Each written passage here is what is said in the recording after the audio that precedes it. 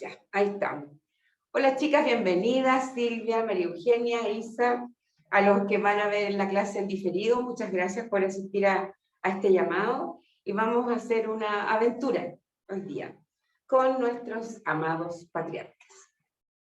Y esta aventura empezó hace algunos años, cuando empecé a estudiar Kabbalah, en donde descubrí que había una serie de personajes que nos entregaban mucha fuerza, mucha alegría, mucha sabiduría. Y hay muchos de ellos. Hoy día nos vamos a concentrar en los 7 patriarcas, que son Abraham, Isaac, Jacob, Moisés, Aarón, José y el rey David. Y vamos a hacer un poco de historia. Y dice, hablar de los patriarcas no es solo hablar de la historia de 7 hombres elegidos por Hashem para dejar los cimientos de la espiritualidad. Nos dejaron claves, secretos, y son como un gran puzzle de luz y fuerza. Imaginen miles de años para lograr entender su legado y poder seguir la ruta de esta sabiduría. Y comienza la aventura. Se estima que la historia judía comienza hace aproximadamente 4000 años o más, siglo XVII antes de la era común.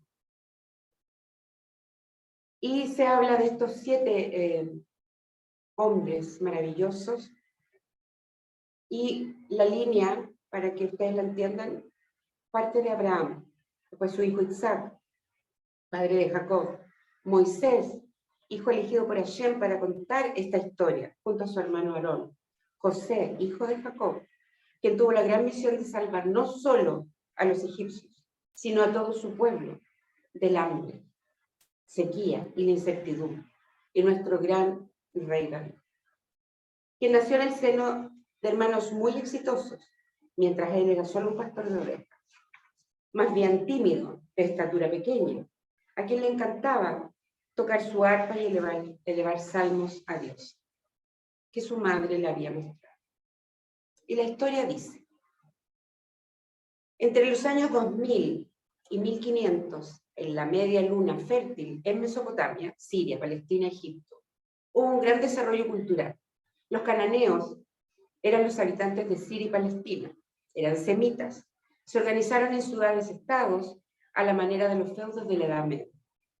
Hacia el siglo XVIII a.C., o de la era común, aparece un movimiento migratorio importante llamado los Ixos.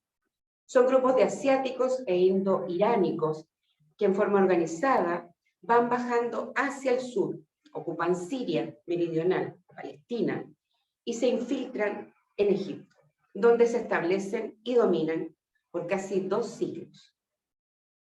A este movimiento estuvieron vinculados los patriarcas, pastores seminómadas que bajando de la alta Mesopotamia, desde Ur a Caldea, fueron ascendiendo por Siria y Palestina.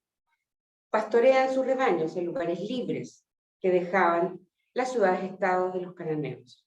Un grupo de ellos, el gran jacobita, movido por circunstancias, bajó hasta Egipto y allí se mantuvo por largos años. La tradición nos ha conservado el nombre de estos patriarcas, Abraham, Isaac, Jacob y sus descendientes. La historia, la geografía y la arqueología confirman la historia de los patriarcas. Las descripciones que hace la Torá coinciden con los datos proporcionados por la ciencia. Estos relatos los hallamos en Génesis 12:50. Literatura, aunque existía la escritura en esa época, conocida ya desde los años 3000, 3300 antes de la era común.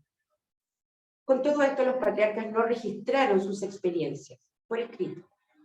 De acuerdo a su cultura seminómada, las transmisiones se hacían oralmente de padres a hijos, de generación en generación. Por lo tanto, la consignación por escrito de las historias patriarcales no fue contemporánea a los protagonistas, sino el resultado de una larguísima tradición que solamente después de siglos se cristalizó en escritos. En toda transmisión oral es imposible la exactitud cronística de los hechos. Cada transmisor reinterpreta lo recibido de acuerdo a sus ideas, a las nuevas circunstancias y a su tiempo. Lo que permanece inmutable es la realidad viva de la experiencia. Las formulaciones van sucediendo de acuerdo a las sucesivas generaciones. Aunque no poseemos los detalles históricos de los hechos, con todo, estamos seguros de poseer la experiencia vital de los protagonistas, vivenciadas y profundizadas mediante nuevas experiencias y reinterpretaciones. Toda transmisión oral se rige por sus leyes. Tiene a simplificarse y cargarse de contenido cada vez más profundo.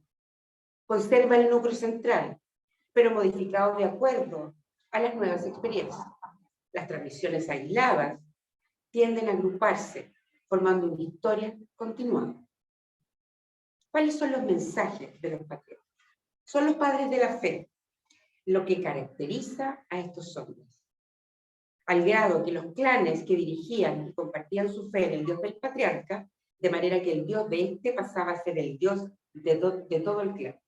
El Dios de Abraham, el Dios de Isaac, el Dios de Jacob, y así sucesivamente.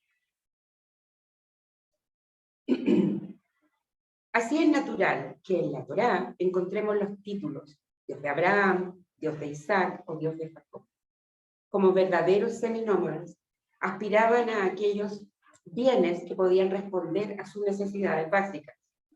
La tierra que diera reposo a su caminar y asegurara su sobrevivencia, descendencia, y que diera seguridad y continuidad al plan del patriarca. Bendición que diera confianza a contar con Dios. Empieza el monoteísmo. En su caminar desde Ur, llegan finalmente a Canaán, donde se aposentan, reconocen que el Señor les da esa tierra y hacen propio a ese Dios, al que llaman con el nombre de Él, que significa Dios. La grandeza de Abraham, Isaac y Jacob fue su emuná. Y aquí está la primera clave. ¿Qué nos dejan los patriarcas? Entonces, y se repite en cada clase que transmite la fundación. La primera fuerza que nosotros tenemos como alumnos o como profesores de Kabbalah es la emuná, es la fe auténtica. Por eso se nos presentan como padres del pueblo creyente. Experiencia en Dios. Abraham era un hombre sin futuro. Su vida carecía de seguridad y posibilidad de desarrollo, ya que no tenía tierra donde instalarse, ni descendencia que lo prolongase. En esas circunstancias concretas, Dios se le revela. Los que manejan la historia, Sarai, que era su esposa, era estéril, no tenía descendencia. Entonces, cuando se le revela y lo convierte en el protector de su clan, el que quiere su salvación. En suma, el Dios de Abraham es el Dios del clan.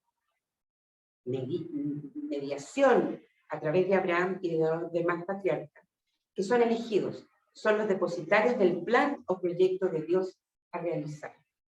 Nosotros también somos parte de ese plan. Dios no les dio una realidad concreta y presente, sino que se la prometió para el futuro. Los patriarcas tuvieron confianza en Dios. Esto fue lo que dio sentido y plenitud a sus vidas, su fe, su emuná. Les dio el dinamismo para ponerse en camino a realizar las promesas que Dios había hecho. Una descendencia numerosa, una tierra fecunda, que emana leche y miel. La bendición continua de Dios y el contacto con Dios desde el principio con Abraham.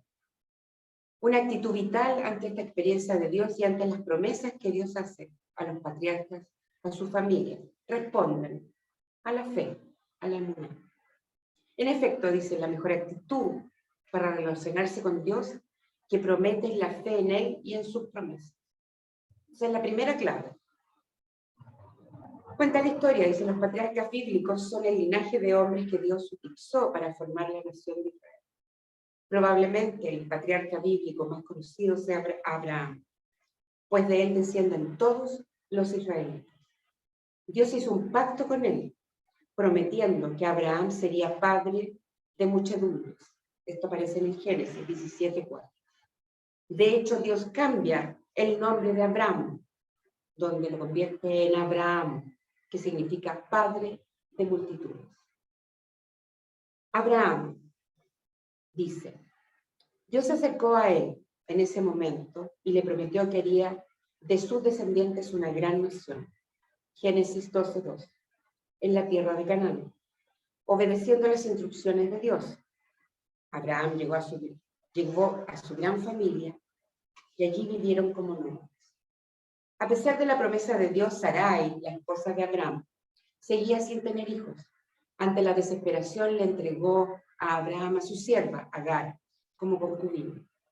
Agar dio a luz a Ismael, considerado el antepasado de los árabes. Aunque Sara tenía dudas, más adelante dio a luz a Isaac. Génesis 21:2. En sus celos por la herencia de su hijo, Sara obligó a Agar e Ismael a irse al desierto. Tras la muerte de Sara, Abraham se vuelve a casar y tuvo más hijos. Y es solo reconocido en el patriarcado bíblico a su hijo Isaac. Abraham tenía 75 años cuando oyó la voz de Dios. Sal de tu país, le decía Dios, ve a la tierra que te mostraré. Haré de tus hijos una gran nación. Haré tu nombre grande y todas las naciones de la tierra serán benditas en tu persona. Abraham partió como Dios lo ordenaba. Su sobrino Lot, hijo de su hermano, le acompañaba, llevando ambos consigo a toda la familia, y los siervos y todas las personas que trabajaban con él. Caminaron largo tiempo juntos hasta Siria, luego hasta Egipto. Llegaron al fin de un país donde no había bastante hierba para todos los ganados, lo cual ocasionó disputas entre los pastores de Abraham y los de Lot. Aquí viene una segunda enseñanza. Abraham le dice a Lot, que no haya, te lo ruego, disputas entre tú y yo, entre nuestros pastores, porque somos hermanos. Sepárate de mí, y si vas a la izquierda, yo iré a la derecha, y si te encaminas a la derecha, yo iré a la izquierda. Segunda enseñanza. Lot bajó a la llanura del Jordán, que estaba bien regada y parecía un jardín. Se estableció cerca del Mar Muerto, en el territorio de Sodoma, cuyos habitantes estaban bastante corruptos. Abraham fue a acampar cerca de Mambié y allí erigió un altar a Dios. Un día, Abraham oyó de nuevo la voz de Dios. Y Dios le dice, Abraham, no temas nada. Soy tu escudo y tu recompensa será muy grande. Ahí hay un gran secreto. Porque todas las palabras dichas a nuestros patriarcas son palabras que nos dicen también a nosotros. Entonces, no hay nada que temer. Hashem es nuestro escudo y nuestra recompensa será muy grande. Abraham le responde, Señor Dios, dice, ¿qué me darás? Voy a morir sin hijos y mi único heredero será mi servidor Eliezer. La voz de Dios respondió, no será él tu heredero, sino un hijo nacido de ti. La voz le mandó entonces a salir de su tienda y le dijo, cuando estuvo fuera, mira al cielo y cuenta las estrellas. Si puedes contarlas, tan numerosa será tu descendencia. Que somos todos nosotros. La mujer de Abraham, Sara, no tenía hijos. Dijo a su marido, toma mi sirvienta, Agar la egipcia. Quizás tendré hijos mediante de ella, que era lo que se usaba en esa época. Cuando Sara tuvo a su hijo Isaac, Abraham se llenó de alegría y celebró un gran festín el día que Isaac fue destetado. Ismael cometió el error de burlarse de este niño. Sale un poco irritada, le dice a Abraham, no lo quiero cerca de mí. Abraham se levantó muy temprano, cogió pan y un odre de agua, y le dijo a Agar, y la despidió con su hijo. Agar marchó al desierto y se perdió. Cuando se acabó el agua del odre, dejó a Ismael debajo de un arbusto. Seguramente varios conocen la historia. Fue a sentarse a tiro de flecha para no ver morir a su hijo romper a llorar.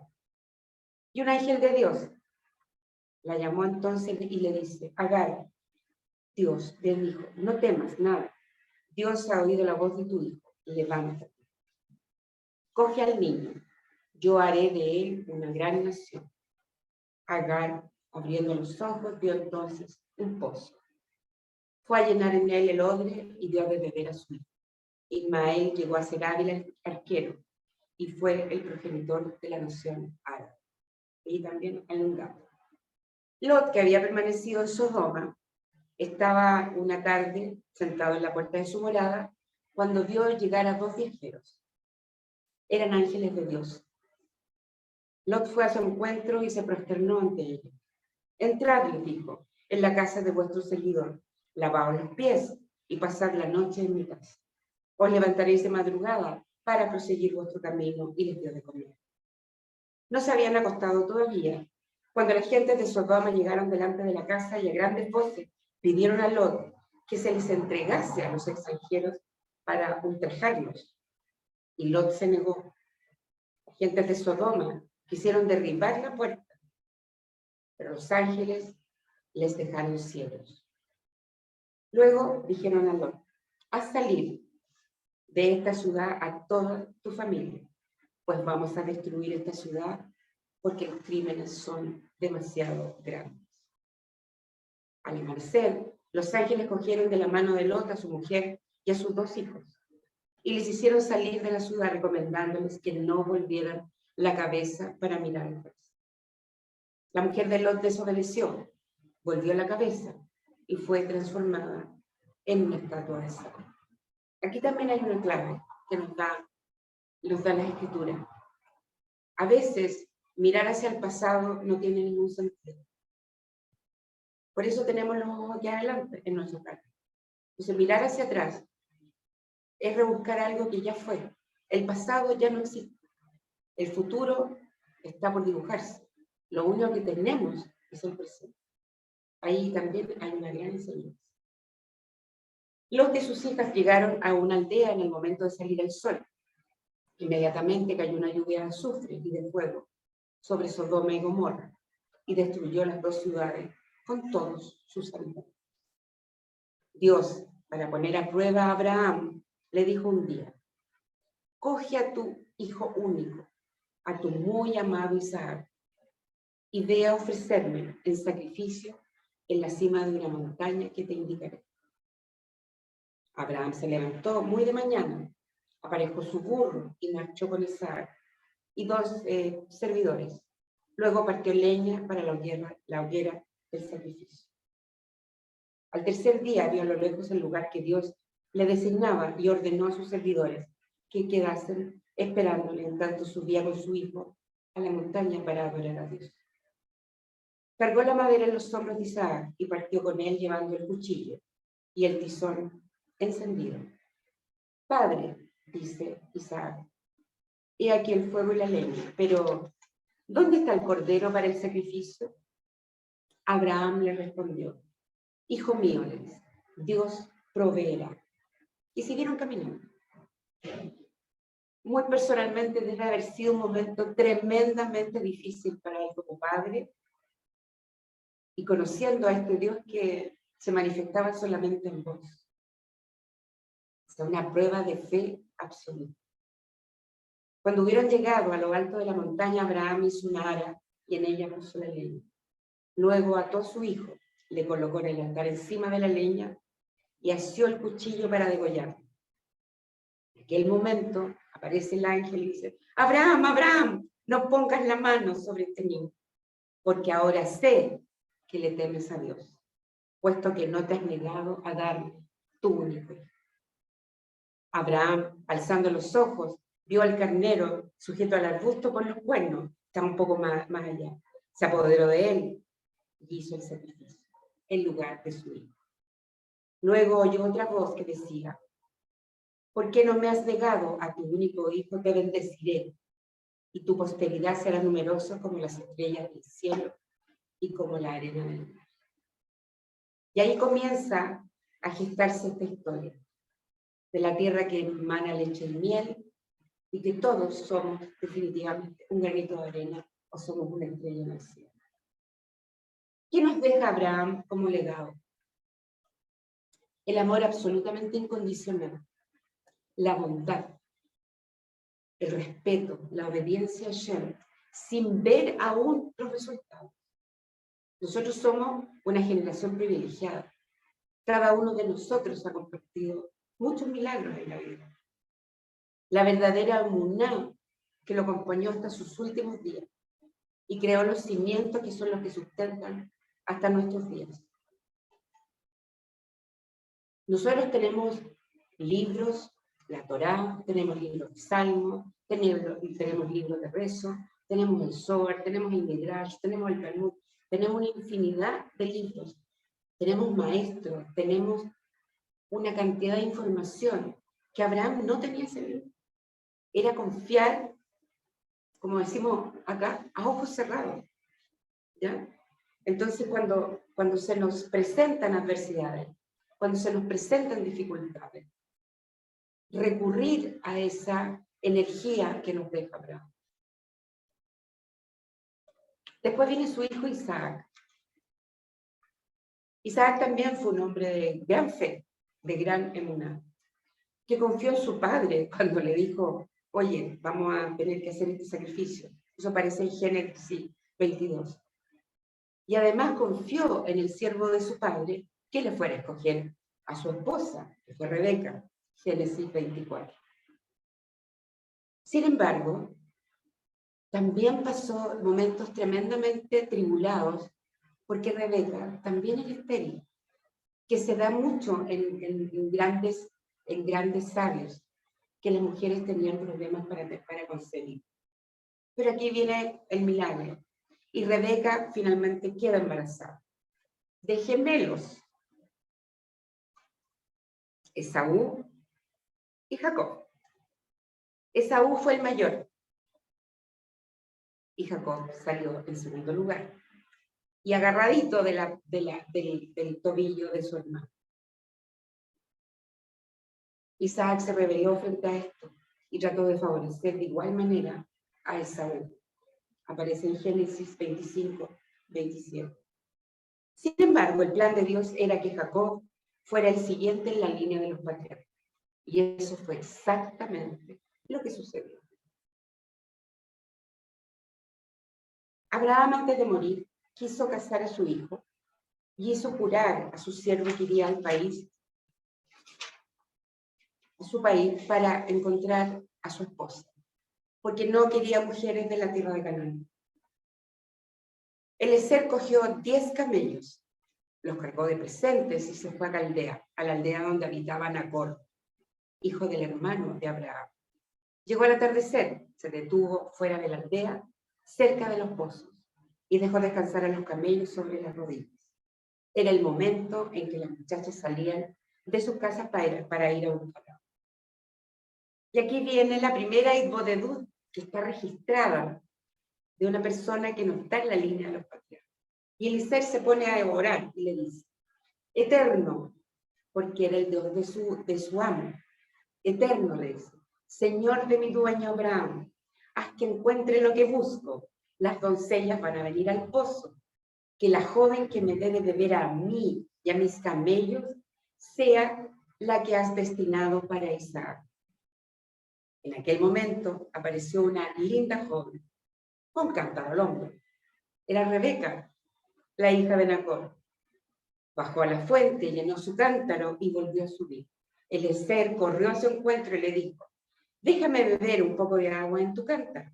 Ella respondió, bebe, señor, y bajó el cántaro a su mano. Cuando hubo acabado de beber, le dijo, voy a coger agua para tus camellos. Vació su cántaro y en el abrevadero volvió a coger agua, hasta que todos los camellos dejaron de estar sedientos. Entonces, aquí está la primera prueba de un siervo, de un patriarca, que habla y pide específicamente lo que necesita. Y es lo que nos han enseñado acá en la Fundación. A veces la Itbodedut tiene que ser clara, tiene que ser concreta, tiene que ser limpia y tiene que ser honesta. Eliezer la miraba con sorpresa, pero sin decir nada. Cuando los camellos hubieron acabado de beber, sacó un anillo y 2 brazaletes de oro. Puso los brazaletes en los brazos de Rebeca y le preguntó, ¿de quién eres hija? ¿Queda en la casa de tu padre el lugar donde puedo pasar la noche? Y ella le dice, soy hija de Nacor, y sí hay un lugar en mi casa. Entonces Eliezer se prosternó diciendo, bendito sea el Eterno, Señor de mi dueño Abraham, que me ha conducido a la casa de mi dueño. Entonces ahí hay dos secretos, la Idbodedut como plegaria y cuando se manifiesta, agradecer. Y ahí se cierra el círculo. La joven corrió a advertir a su madre, su hermano, Labán, que había visto los brazaletes y el anillo de oro. Fue a buscar a Eliezer y lo llevó a su casa. Mandó a descargar los camellos y les dio forraje. Dio agua a Eliezer para lavarse los pies y le sirvió de comer. No comeré, le dice Eliezer, antes de haber dicho lo que tengo que decir. Y contó de dónde había venido, cómo buscaba esposa para su joven dueño y cómo había rogado a Dios que se le designara. El padre y el hermano de Rebeca respondieron, el Eterno ha hecho estas cosas. No tenemos nada que decir. Toma a Rebeca y que sea la esposa del hijo de tu dueño, como el Eterno ha dicho.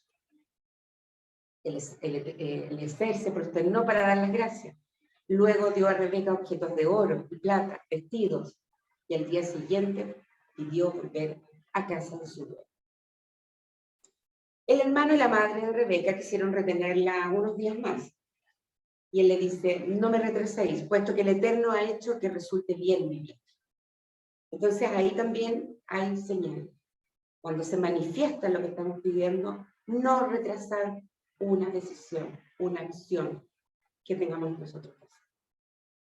Llamemos a la muchacha, le dicen, y consultémosla. Luego le preguntan a Rebeca, ¿quieres irte con este hombre? Y ella le responde, iré. Y partió llevando consigo a su hermano y a su nodriza. Una tarde Isaac estaba en el campo y vio llegar los camellos, uno de ellos montado por una bella joven. Era Rebeca. Alzando los ojos vio a Isaac y bajó de su camello, preguntándole, ¿quién es este hombre? Dicen que Isaac además era un hombre muy guapo. Respondió, es mi señor. Entonces ella cogió coquetamente un velo y se tapó su cara. Eliezer contó a su joven dueño todo lo que le había sucedido.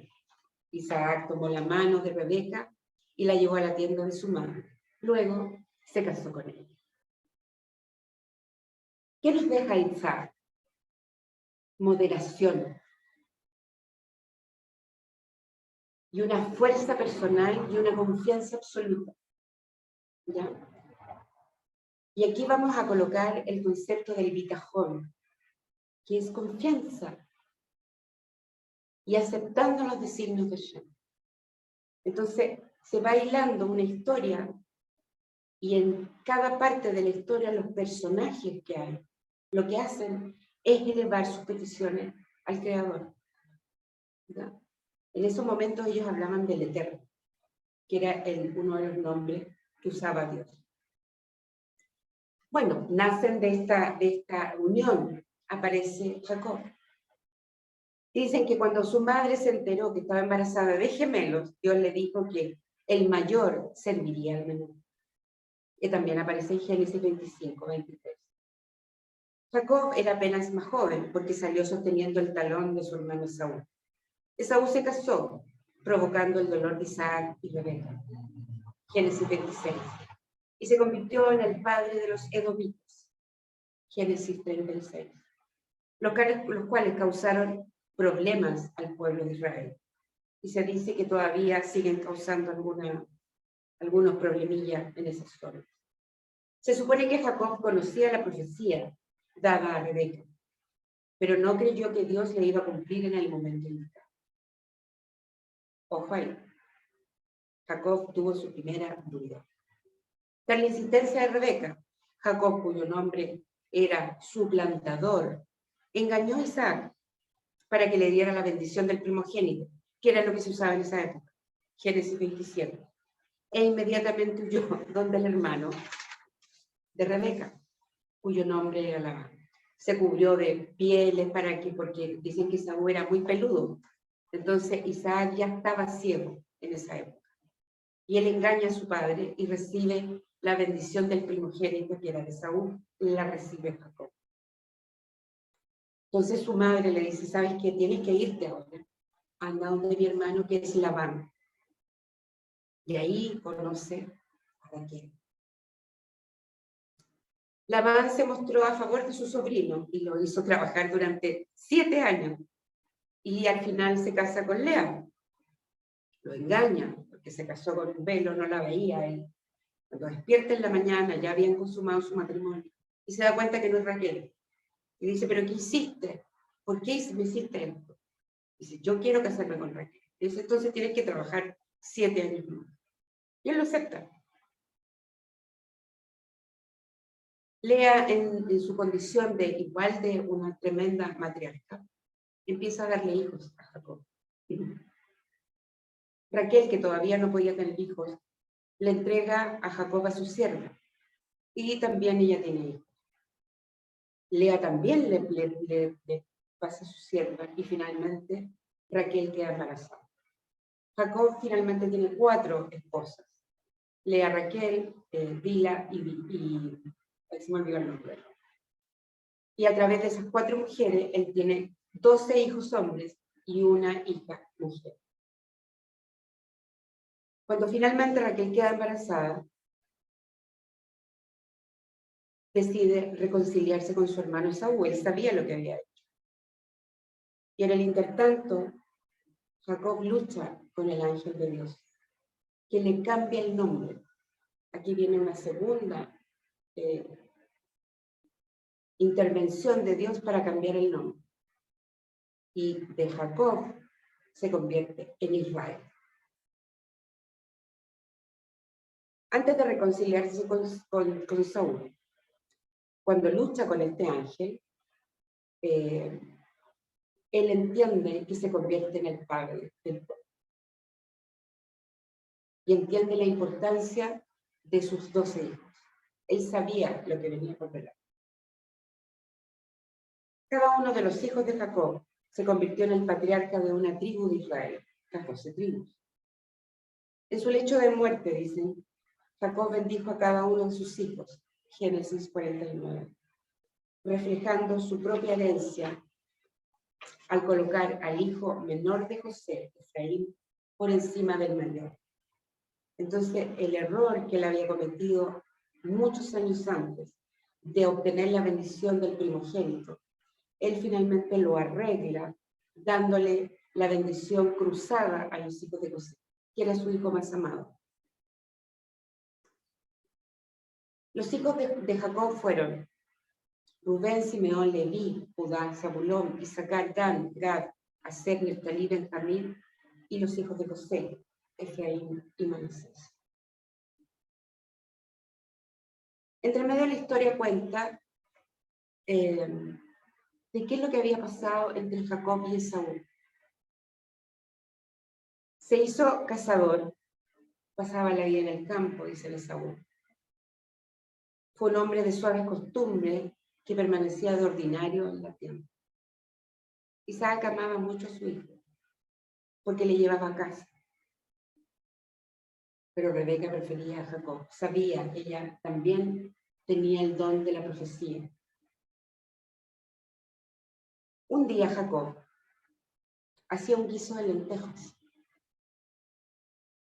Esaú volvió de la casa, cansadísimo, y le dijo a su hermano, déjame comer de este plato, porque estoy muy cansado. Y Jacob le respondió, véndeme entonces tu derecho de primogénito. Esa historia probablemente también la conoce. A veces, cuando cometemos un error o hacemos un engaño que parece muy sutil, puede tener consecuencias en el futuro. Entonces aquí una de las enseñanzas que nos deja Jacob, que aunque sea duro, aunque sea difícil, aunque no sea fácil hacer de repente ciertas cosas, es hacer las cosas en forma correcta, porque tiene una repercusión en el tiempo. A lo mejor no necesariamente nosotros la vamos a vivir, pero como dice en la Torá, a veces se afecta hasta 4 generaciones una acción que es incorrecta. Entonces ahí hay un llamado a obrar en bondad, a hacer actos de rectitud en cada una de nuestras acciones.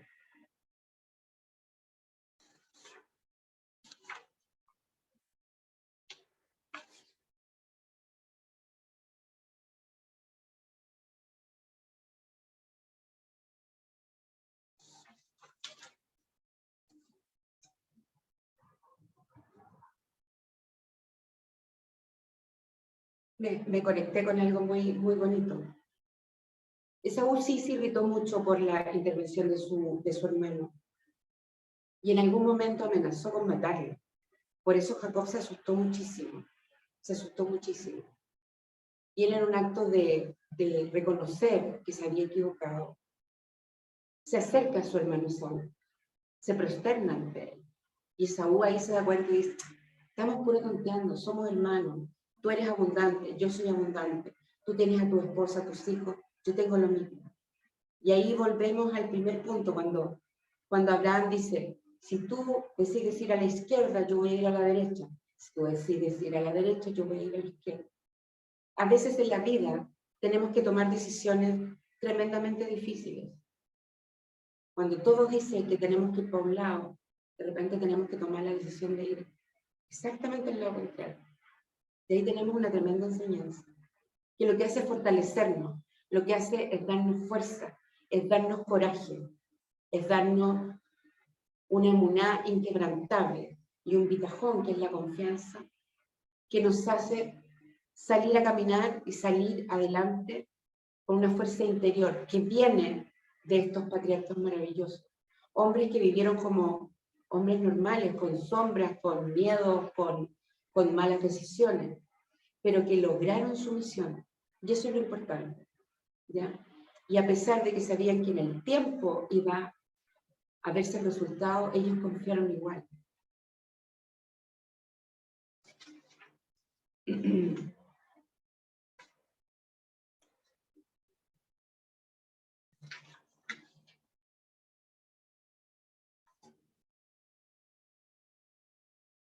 Me voy a saltar un escrito que tenía un poco más largo, porque quiero poner énfasis en lo que nos deja Jacob. La historia, hay muchos escritos en que, y si alguno quiere los apuntes, se los puedo mandar. Pero Jacob nos deja una tremenda enseñanza. Él se conecta con la belleza y la verdad. Él se enamora de esta mujer y es capaz de hacer un sacrificio de 14 años, y algunos escritos dicen que mucho más, por estar con esta mujer que él ama.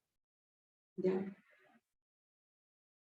Habla de la belleza y de la verdad, y de ahí vamos a enganchar algo que pasa después con su hijo José. Emuná absoluta. Cada vez esta emuná va creciendo, o sea, una fuerza que viene de sus ancestros, de su abuelo y de su padre. Trabajó para el logro de su mayor sueño. Entonces, cuando hacemos la plegaria, cuando hacemos el Potedú, ¿ya?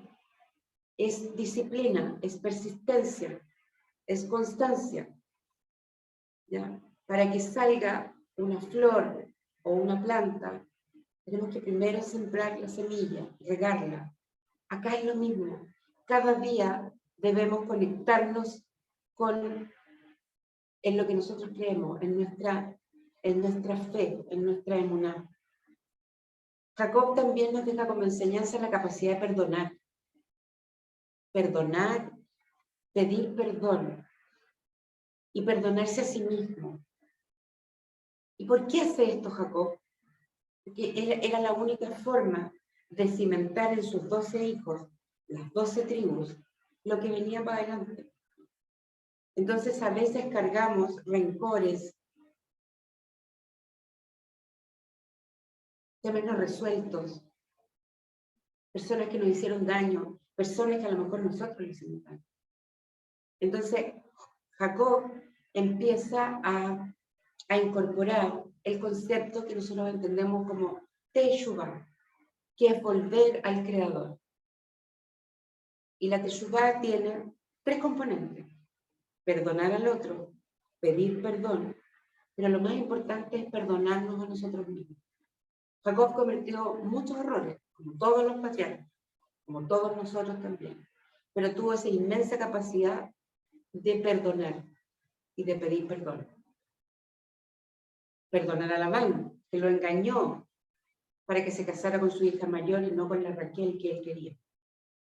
Pedirle perdón a su hermano por haberle comprado su primogénito.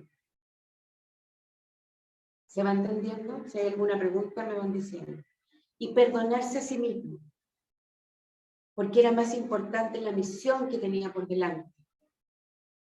Cuando este ángel de Dios le cambia el nombre y lo convierte en Israel y le da todas las instrucciones, él entiende que tiene que cimentar para sus hijos lo mejor que puede dar, para que sus hijos se conviertan en lo que finalmente fueron, que eran los líderes de estas tribus. Entonces muchas veces nosotros, las que somos mamás, las que somos abuelas, debemos hacer un trabajo súper intenso de perdón, de teshuvá, de una teshuvá desde el clamor, para dejarles herencia a nuestros hijos y a nuestros nietos. Para atrás no podemos cambiar las cosas. Es como la historia, ¿cierto?, de la esposa de Lot, que mira hacia atrás y se convierte en una estatua de sal. Entonces, Jacob nos deja esta tremenda enseñanza. Al final hay una reflexión que se va a entender mejor. Bueno, y él tiene a su hijo más amado, que se llamaba José. Nace siendo el hijo más amado por su padre y por su madre, ¿ya? Pero también José fue odiado por sus hermanos, envidiado por el amor que él recibía, y que nos lleva a una parte muy dolorosa de la historia. José es vendido finalmente por su hermano a un mercader quien lo lleva a Egipto, y ahí empieza a construirse una historia súper diferente. Entonces, no podemos controlar el odio o la envidia o lo que sientan los demás. Lo importante es lo que sentimos nosotros. Yo no me puedo hacer cargo. Si alguien no me tiene buena, no puedo hacer nada al respecto. Pero sí me puedo hacer cargo de lo que yo siento, de lo que yo soy y de lo que yo tengo. Fue tanto que este odio fue aumentando, y además, José, que era muy inocente, compartía con ellos los sueños que él tenía premonitorios. Y le dice: oye, tuve un sueño, estábamos ocupados en el campo atando gavillas que eran como atados de trigo, ¿cierto? Y mi gavilla se alzó y estuvo derecha, y las vuestras le rodearon y se prosternaron ante mí. O sea, los hermanos fue como pisarle el dedo chico. Fue tremendamente doloroso porque no entendían lo que venía. Y José tampoco lo sabía, Jacob tampoco lo sabía. Entonces, ahí también hay una tremenda enseñanza. A veces no sabemos los designios de Dios y cómo las cosas pueden cambiar de un segundo a otro, de un segundo a otro. Los hermanos le dicen a José: oye, le dice, ¿eso significa que tú reinarás sobre nosotros? Y dice también, tuve otro sueño, dice, soñé que el sol y la luna y 11 estrellas se prosternaban ante mí. Su padre lo regañó. Jacob le dice: oye, le dice, ¿cómo estás contando una cosa así? ¿Significa que tu padre y tu madre y tus hermanos se van a prosternar delante de ti? Bueno, aquí la experta en sueños es la Silvia. Entonces también cuando tengamos eventos, cuando tengamos situaciones, cuando tengamos sueños, cuando tengamos canalizaciones de algo, cuidémoslo como un tesoro, como si se nos entregara el diamante más grande que hay en el mundo. Porque no sabemos lo que podemos provocar en el otro. No sabemos lo que el otro puede sentir. No sabemos lo que él se puede gatillar en su corazón.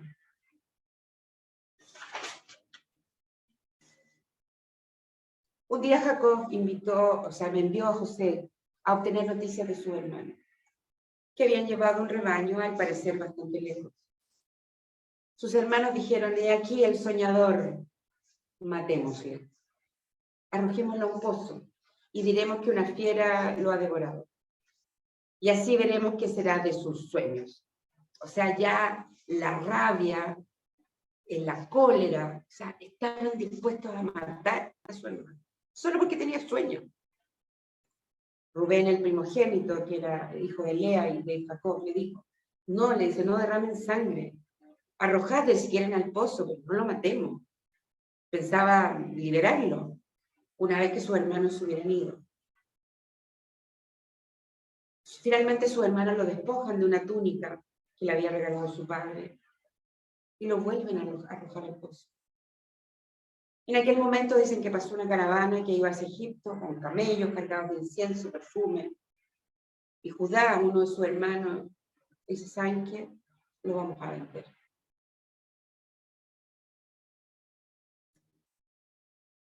En vez de matarlo, vendámoslo.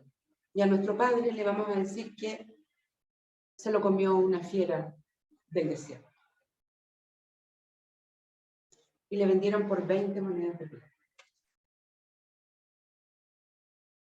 Le provocaron tal dolor a Jacob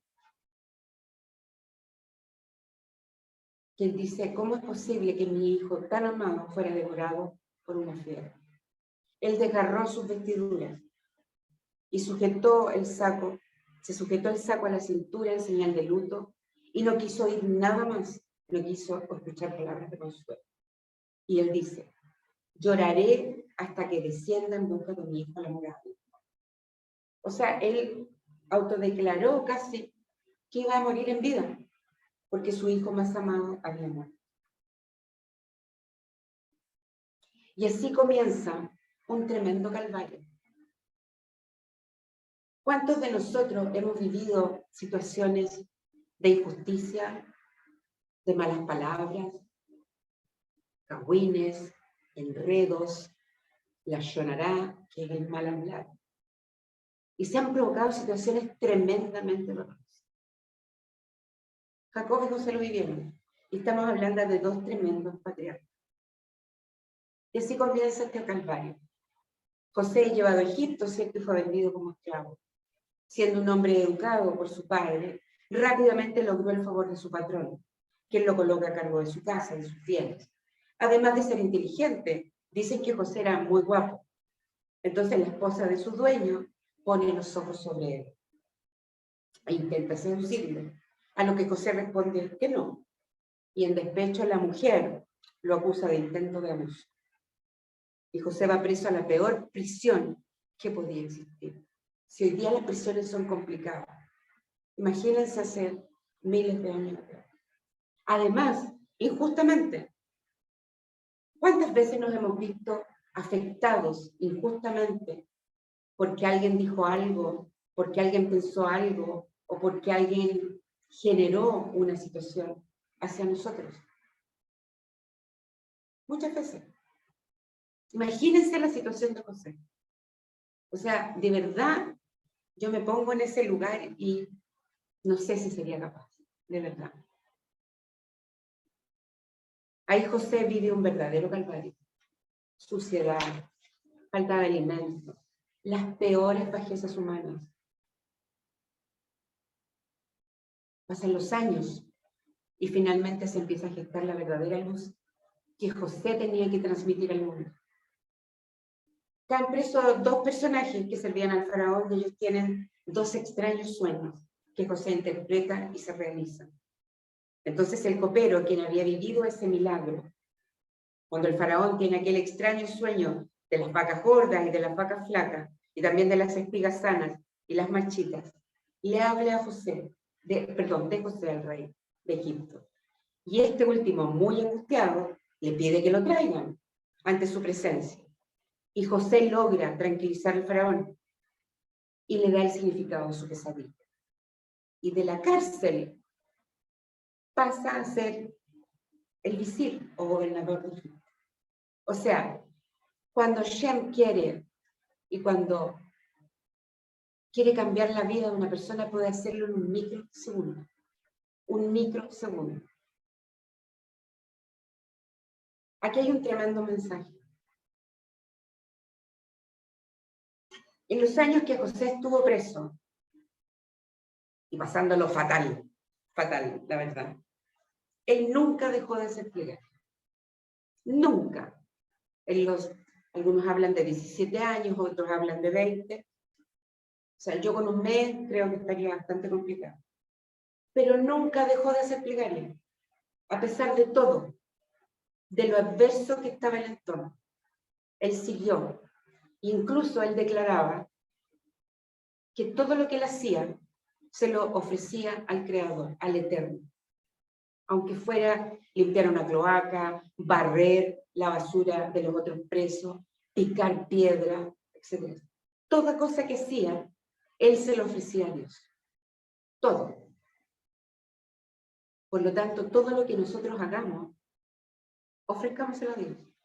Estar en esta clase, ofrecérselo a Dios. Bancarnos el calor, ofrecérselo a Dios. Todo, hasta las cosas más pequeñas.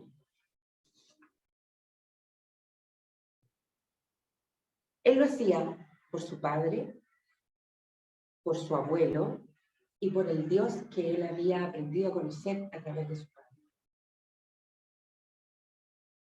¿Qué nos aporta José? Además de la fe, nos aporta la verdadera santidad y la base espiritual. O sea, ya se empieza a cimentar esta base que nosotros tenemos disponible en libros, en información que está disponible. Lo otro que José tenía era su humildad y su entrega, y de lo que más caracteriza a este personaje es su capacidad de perdonar. Perdona a sus hermanos, de verdad, de corazón. Bueno, la mayoría creo que conoce la historia. Que cuando todo se sabe, la raíz que había quedado, ¿cierto?, con los hermanos, además le dice a su padre: papá, hay que perdonar. Y también ahí Jacob entendió que le había dado mucho amor a José y a lo mejor había despreocupado a todo. Yo tengo la suerte de tener un solo hijo. Pero a veces cuando tenemos más hijos, es repartir en partes iguales. Y cambió la historia. Cambió la historia. Si no hubiera sucedido todo esto que sucedió, el pueblo no se habría salvado. Dicen que eran del orden de 70 personas las que llegaron cuando pasó esto de las vacas flacas y las vacas gordas. ¿Ya? Ese pueblo habría muerto de hambre, de sed, además del pueblo egipcio. Entonces, hay momentos en la vida de que va a cambiar la situación de un segundo a otro. Todos pudieron finalmente reconciliarse y dar paso a las generaciones futuras, más livianos y más sanos desde su corazón. Y aquí vamos a incorporar algo que se ha dicho de alguna manera en muchas clases, es que finalmente todo lo que nos ocurre es un milagro. Todo. Que yo esté sentada en esta silla, que esté apoyada en esta mesa, que tengamos flores, que tengamos una velita, que tengamos un celular, que estemos con la Andrea, que estemos con un... Todo es un milagro. Que yo esté aquí es un milagro. Que yo esté viva es un milagro. Que tenga pestañas, cejas, orejitas. Todo es un milagro. Mi vida es un milagro. Tu vida es un milagro. Tener un techo es un milagro. Tener un vaso de agua es un milagro. Cuando logramos entender eso, se abre esta vasija de incertidumbre y empezamos a recibir uno y otro milagro.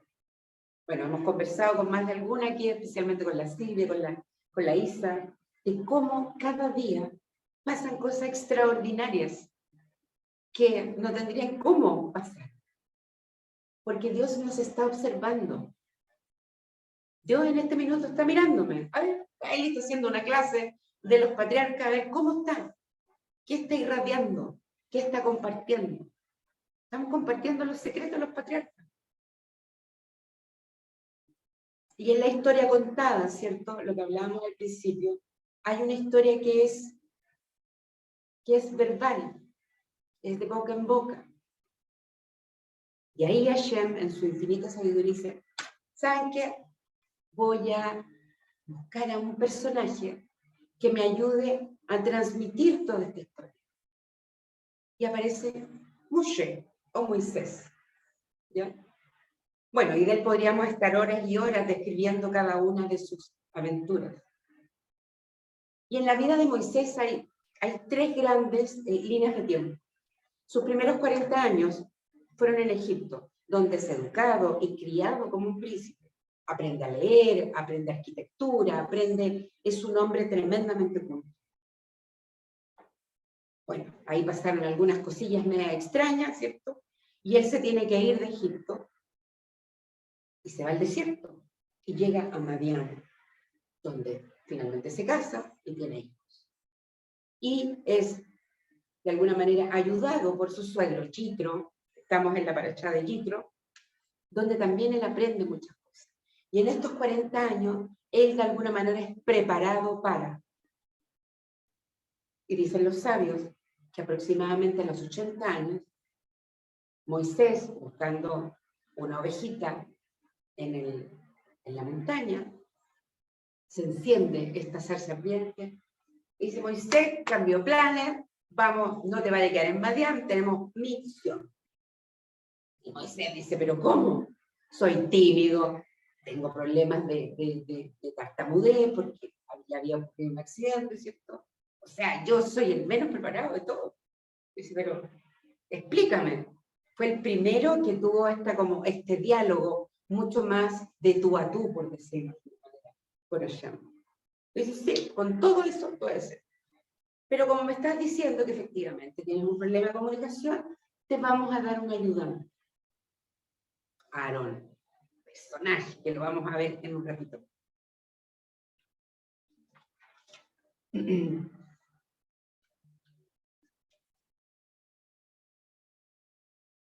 Moshe dio resistencia, porque no sentía que tenía la capacidad de hacerlo. ¿Y cuántas veces nos ha pasado a nosotros y decir: no, yo no soy capaz de esto, no soy capaz, no, yo no puedo hacer teshuvá, no puedo hacer la plegaria, no puedo leer los salmos, no puedo ir a la fundación, no puedo tomar una clase? Tenemos infinidad de cosas. Moisés las tuvo. Así que nosotros también de repente podemos pasar por eso. Y ahí nos vamos a agarrar de él, porque él tuvo la capacidad de entender que había algo más grande que él. Él estaba súper comodito, pastor de ovejas, estaba casado con una hermosa mujer, ¿cierto? Séfora, sus 2 cabros, lo pasaba regio con el suegro. Y Hashem le prepara una tremenda misión y dice: no, vas a tener que ir a Egipto y vas a tener que traerte a 3 millones de personas. No tenéis que ir a buscar a 2 o 3, a 3 millones de personas que nunca conviviste con ellos, nunca te relacionaste con ellos. Y Moisés dice: no, ok, acepto. ¿Y cuántas veces nos hemos visto en esa situación? No, si no puedo, no sé qué, que no, que es complicado, que cómo voy a ir, que no, que subo, que bajo. Hay que hacerlo, porque es Hashem el que nos está desafiando. Hay una parte que Él nos va guiando, como lo ha hecho con todos los patriarcas. Pero hay una parte de la pega que tenemos que hacer nosotros. No tenemos que leer los 150 salmos todos los días. No tenemos que leer la Torah todos los días. Tenemos que hacer actos aplicables a nuestra vida. Actos de bondad. Cómo me relaciono con los demás. Cómo respeto a los demás. Cómo cada cosa que pasa es un regalo. Antes de empezar la clase, me estaba acomodando aquí en la silla y ¡plaf! Me pegó en la rodilla. Gracias, Shem, porque me pegué en la rodilla. Y la Andrea me dice: es que a lo mejor se va a revelar mucha luz. Y espero que así sea. Bueno, finalmente Hashem le convence a Moisés. Moisés le dice: ya, ok, vamos a buscar a los 3 millones, ¿cómo lo hacemos? Y le dice: oye, te vayas a contar en el desierto. Se ponen de acuerdo con él. Tú le contaron todo lo que yo te dije, qué sé yo. Y ustedes van a sacar al pueblo, porque el pueblo lo está pasando peligro. Está siendo menoscabado, está siendo abusado, y hay que salir de ahí. Hay que salir de ahí.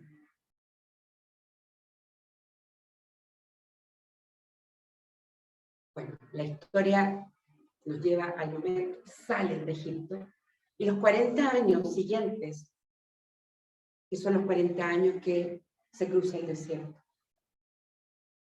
Entonces a veces he escuchado personas dicen, no, dicen, yo estoy muy viejo para empezar la espiritualidad. Oye, pues se partió a los 80 años. No hay edad. No es que eso, no, son muy jóvenes, que no hay excusas. Abraham tenía 70 y tantos años.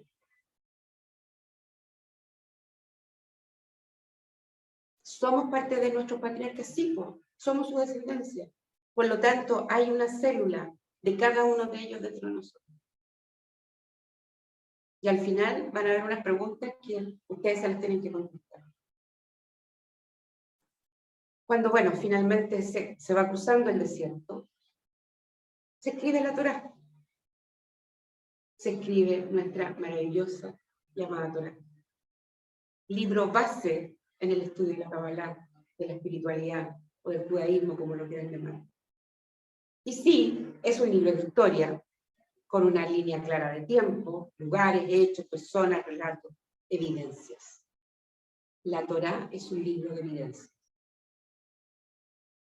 Está comprobado hasta el día de hoy que sigue siendo el libro más vendido en el mundo.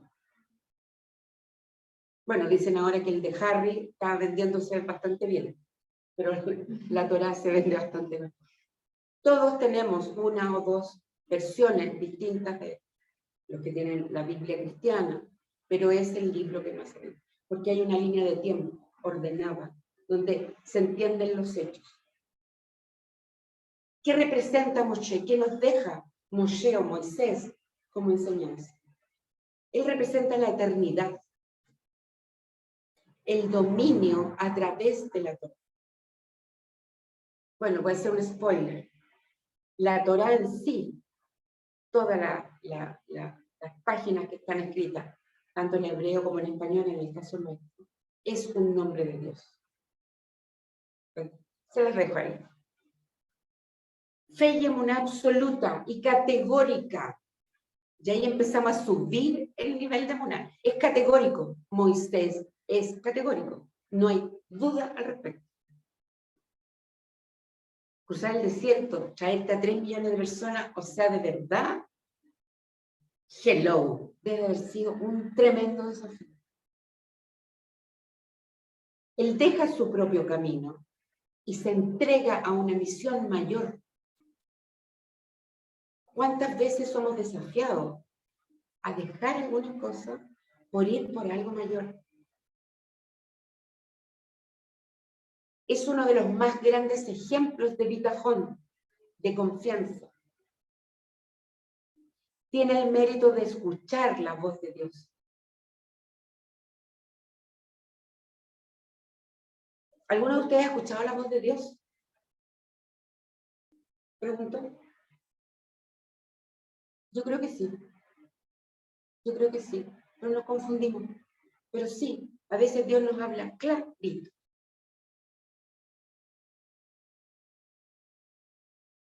Debe haber sido mucho más fácil, a lo mejor en el desierto sin distractores, que la bocina, que no sé qué, etc. Pero Dios nos va a hablar a nosotros. ¿Y por cuándo nos va a hablar? Cuando tengamos esta apertura, esta confianza, esta emuná, esta fe absoluta.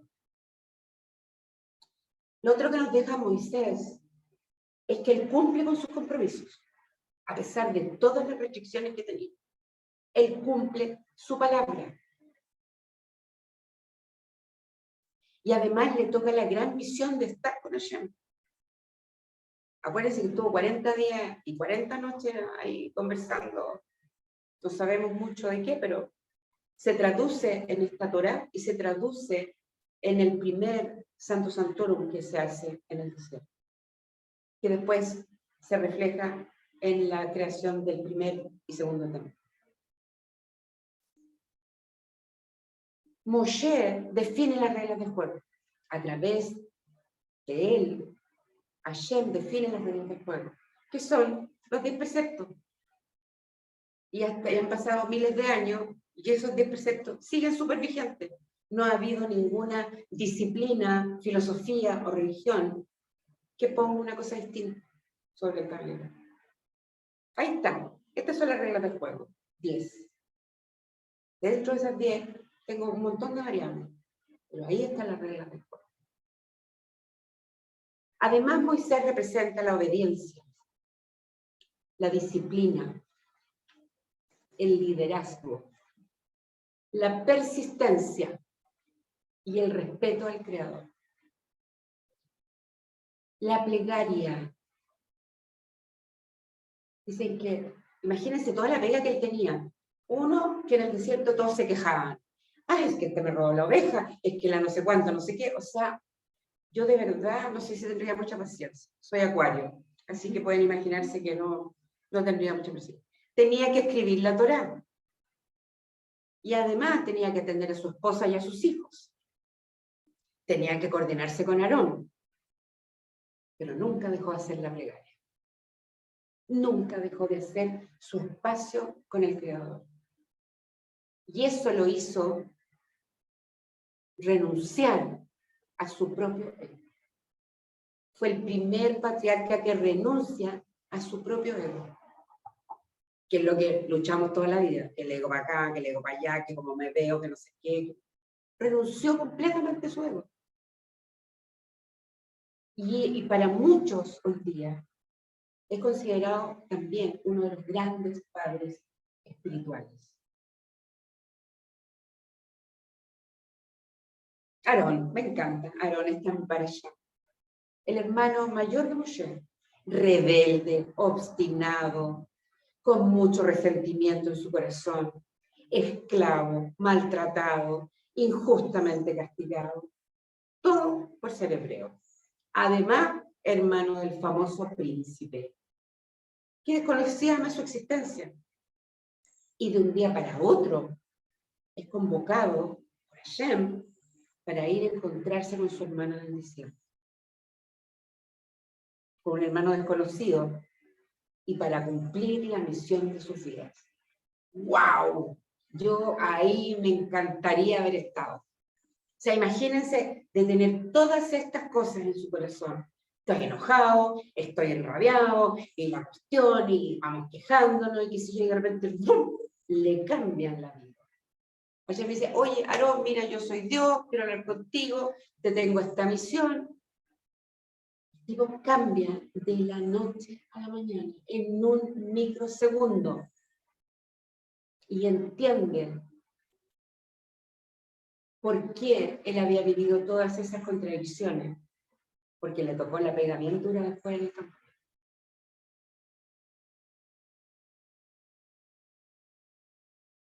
Tremendo cambio de un segundo a otro. ¿Y qué hizo Aarón? Cambió 180 grados. De todo este círculo vicioso que había vivido y se convierte en uno de los pilares fundamentales de nuestras creencias y nos muestra que los cambios no solo son externos, sino son desde nuestro corazón. Entonces, ¿cuántas veces nos vemos complicados por la vida? Que tengo calor, que tengo pocas lucas, que no tengo alma gemelo, que no tengo comida, que tengo sobrepeso y tenemos un millón de cosas. Todas esas cosas que le pasaron a Aarón. ¿Y cómo podemos cambiar esa decisión de un segundo a otro?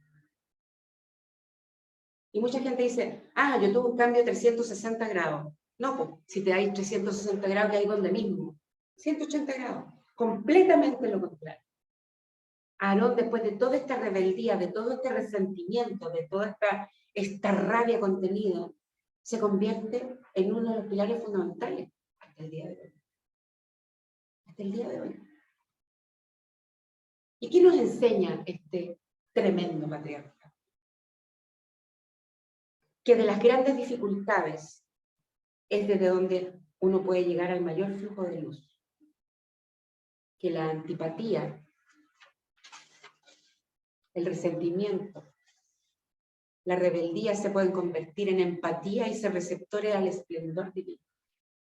De hecho, comentan los sabios que él fue uno de los pilares fundamentales dentro del campamento, en el desierto, evitando los conflictos y armonizando la convivencia entre aproximadamente 3 millones de personas que a veces no estaban muy de acuerdo. Y se convierte en el primer sumo sacerdote y porta los objetos sagrados entregados a Moisés por el mismísimo, el de Real, creador. Canaliza la rabia y la convierte en energía divina. Se convierte en un referente de que se puede, se puede. La Jime Solar en el curso de Salmo nos compartió una historia muy bonita. Dicen que como había tanto conflicto en el desierto, entonces llegaba y le decía, oye, está peleando el Juanito con el Pepito, ¿ya? Entonces le decían, oye, Aarón, hay que resolver esta cosa. Entonces él iba donde Juanito, y Juanito le decía, oye, fíjate que Pepito que te quiere pedir perdón, ¿ya? Y después iba donde Pepito y le decía, Juanito te quiere pedir perdón. Entonces, ¿qué hacía con eso? Bajaba la intensidad de rabia cada uno. Entonces, cuando se encontraba Juanito con Pepito, decía, amigos, si nos queremos tanto, las cosas se arreglaban. Tenía esta capacidad de convertir los conflictos en luz. ¿Cuántas veces somos esclavos de nuestro resentimiento? Somos esclavos de nuestra rabia. No, es que yo tengo mucha rabia con esa persona. Es mi rabia, es mi rencor, es mi resentimiento, son mis celos. ¿A quién le hago daño? A nadie. A mí me hago daño. Porque estoy generando adversidad dentro de mi corazón. Estoy achicando el espacio de mi vasija. Entonces, cuando venga la tonterita, el resentimiento y toda esta tonterita que de repente nos aparece, eliminémosla. No sirve de nada. Aarón no es un ser extraordinario que viene de un planeta lejano. Era un ser humano, igual que nosotros. Y que tuvo grandes desafíos, como nosotros también. Y para concluir, que soy fans lover, entonces, y soy salmo lover, entonces poco objetivo. Nuestro gran rey David, cuya historia parece escrita por un creativo de Hollywood. La cantidad de matices que tiene su vida supera con creces a las mejores teleseries modernas. Nace en una casa amorosa, cuya madre lo incentiva desde pequeño, pero cuyo padre lo trata no de la mejor manera. Hermano de soldados, quienes rendían sus servicios al rey Shaul. Era más bien tímido, de baja estatura, pastor de ovejas, y amaba tocar música y cantar y elevar salmos. Y todo cambia cuando son desafiados los grandes y exitosos soldados a derrotar a Goliat, un gigante gigantesco, es decir, muy, muy, muy gigante. Y como David tenía a Dios en su corazón, acepta el desafío y le pide a Shem que lo ayude. Secreto ahí. Y con una onda y una piedra acierta en el punto débil de Goliat y lo vence. Cambia todo en un microsegundo de nuevo. Y pasa de ser un pastorcito pequeño a un gran soldado. Se educa a la sombra del propio rey Shaul y aprende estrategias de guerra y todas esas cosas tan masculinas. Digamos. Entre todos estos eventos es ungido por el profeta Samuel y debe esperar el momento propicio para convertirse en el rey que fue. Pasó por todo. Podríamos estar horas hablando del rey. Lo trataron de matar muchas veces, cometió faltas graves, fue consumido por sus propias pasiones, se equivocó muchas veces. Muy humano, por lo demás, y a pesar de todo eso, y más, el rey David entendió que él era solo un instrumento como la arcilla en las manos del Creador. Y logra, al igual que muchos de los grandes, una gran transformación. Y nos entrega el segundo libro más importante para nosotros, el libro de los Tehilim, o libro de Salmos. 150 cantos que ascienden como súplicas al cielo. Recordemos que la Torá es entregada por Hashem para nosotros, y los salmos son plegarias de nosotros hacia Hashem, como nos ha enseñado Jimena Solar. Cóncavo y convexo, perfección divina o la duplicidad perfecta. Ahí se las dejo rotando. ¿Qué nos deja el rey David? Él establece el reino, el cielo en la tierra. Estamos en Malhut, ¿cierto? Dentro del árbol de la vida tenemos. Entendió su misión, a pesar de todos los condoros que se mandó. Eso entre nosotros, ¿no? Perdonó a los que lo habían traicionado. Vuelve a aparecer la Teshuvah. Y pidió perdón.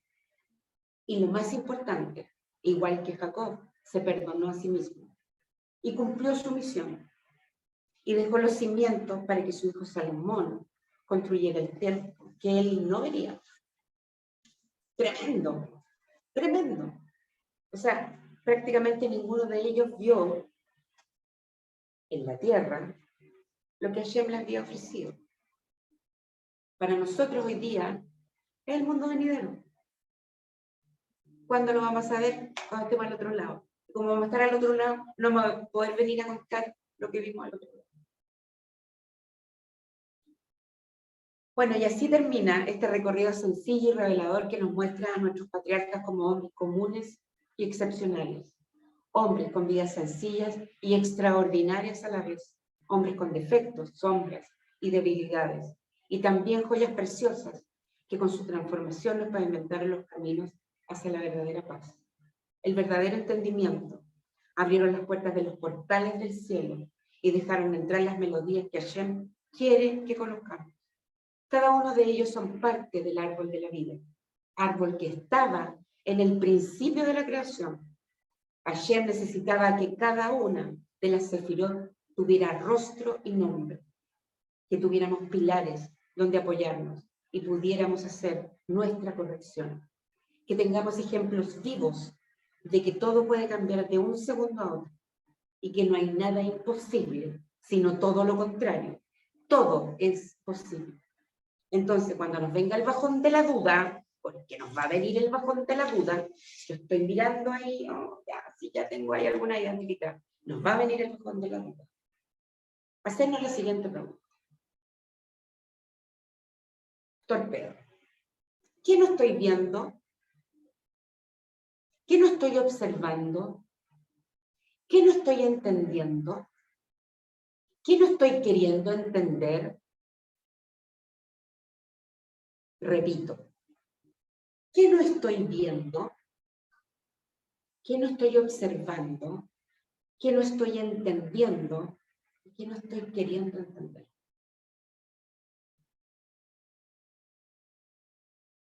Estas son las preguntas que me hago yo. Y créanme que me han servido muchísimo. La suma de regalos que ellos nos dejaron son millones, que podemos resumir en emuná, fe auténtica, bitajón, confianza, perdón, lealtad, persistencia, disciplina, entrega, respeto. Ellos abrieron sus corazones y su alma resonó en una vibración que les permitió la felicidad y lograr cumplir su misión. ¿Y no es acaso una de las preguntas más recurrentes que nos hemos hecho todos los que estudiamos Kabbalah? ¿A qué vine a este mundo? ¿Por qué o para qué vine? En estas palabras compartidas hemos dado muchas claves. Tener una vida sagrada no significa que sea fome. Será una vida en resonancia con el Creador. Y sin duda llegaremos a percibir nuestro sueño más anhelado. Disfrutar del mundo venidero. Que yo tengo la creencia que el mundo venidero está en otro plano de conciencia, pero también está acá. También está acá. Disfrutar la presencia de Hashem. Disfrutar de las manifestaciones de Mashiach. Que es lo que estamos aprendiendo con el maestro Daniel. Ser felices y realizadas. Limpiar o corregir nuestro tikkun y lograr nuestras metas. Entonces aquí vienen las 7 preguntas clave. Como dice Daniel, esta no la regalo, la vendo. Y las preguntas son, ante dificultades, ante dudas, ante problemas, ante cualquier adversidad que se nos presente, las preguntas son las siguientes. ¿Qué haría Abraham? ¿Qué haría Isaac? ¿Qué haría Jacob? ¿Qué haría José? ¿Qué haría Moshe? ¿Qué haría Aarón? ¿Qué haría el rey David? Aquí vamos a inventar la rueda. Las respuestas están ahí. Ellos encontraron las respuestas. Encontrarlas ahora depende de nosotros, depende de ellos. Chicas, así damos término a esta masterclass hecha con mucho, tengo un aplauso de la Andrea, con mucho cariño. Los que quieran los apuntes me avisan, se los mando porque hay recopilación de harta información muy bonita. Está todo sacado de la Torá, del libro del Salmo, del Midrash, del Talmud, y hay algunas, bueno, se pueden dar cuenta que hay algunas cosechas mías también de cómo yo me expreso. Tenemos ahí tremendos referentes que nos pueden ayudar en nuestra corrección, en nuestra alegría, y ellos lograron eso. Entonces, entender nuestra misión, por qué y para qué, a través de estos secretos que ellos nos dejaron, podemos hacer nuestro camino mucho más liviano, mucho más suave. Así que eso, muchas gracias, muchas bendiciones. Gracias a ti, gracias a ti. Gracias, gracias. Gracias, hermoso todo. Muchas bendiciones, espero que les haya gustado, fue hecho con mucho amor, con mucho cariño, con mucha dedicación. Muchas gracias, Eli. Muy bonito. Un abrazo, les quiero mucho, cuídense, que tengan un lindo término de semana, a hidratarse mucho porque hace calor y hartas bendiciones. Chao, chao. Chao, Eli, gracias.